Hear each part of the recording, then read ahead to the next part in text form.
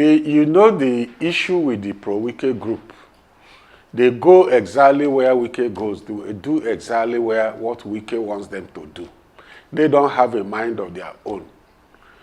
First, Wike is serving under the APC government. And Wike has professed in different fora, several fora, that he will support the incumbent president, Bola TINUBU, the All Progressive Congress, for the 2027 presidential election.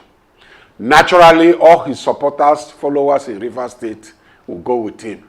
We are not looking towards the direction of reconciling with them because they must go with Wike no matter what we do. They will go with Wike.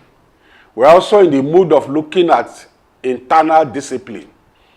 Discipline, party supremacy, we want to enforce it.